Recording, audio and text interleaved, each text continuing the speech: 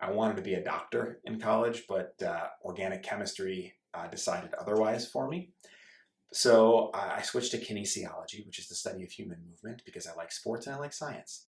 Now, Brian Sandroff is helping those with multiple sclerosis and beyond to improve cognitive function and brain health through regular physical activity. We've shown that exercise improves brain function, brain connectivity, and with our very recent study, it preserves brain volume, where with MS, brain volume loss would be expected.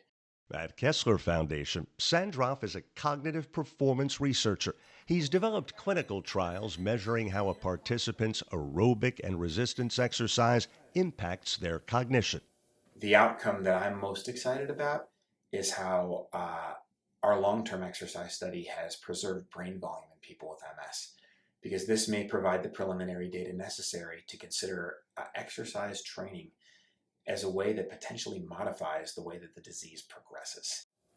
Participants showing improvement in brain health and other outcomes by exercising as little as 10 minutes 3 times weekly, namely, doing moderate to vigorous walking and other physical activity like stretching.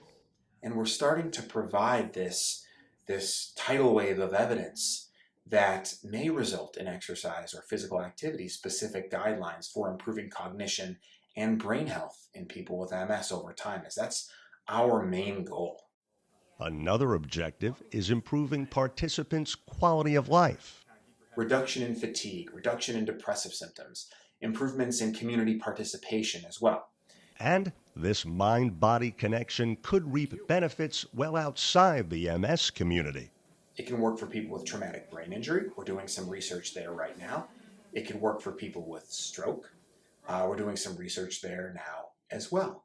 It could work in people with Parkinson's disease, older adults with potentially Alzheimer's and related diseases pathology, or in even healthy college students, or in children to improve academic achievement. Early in his career, Sandroff recalls a study participant using a wheelchair, but aiming to walk her son down the aisle in 6 months. The result? She said, I walked him down the aisle and I danced with him too.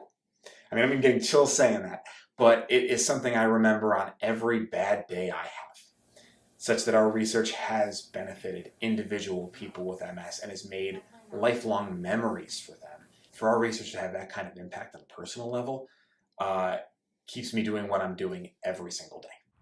Sandroff's work still aims to learn whether improvements are long-term, but the results are promising. The number one most important thing for me when I'm doing research is that it benefits the human condition. So if I'm doing something that just provides deep understanding of a topic, that's not enough for me. That's just a personal thing. I need it to benefit people.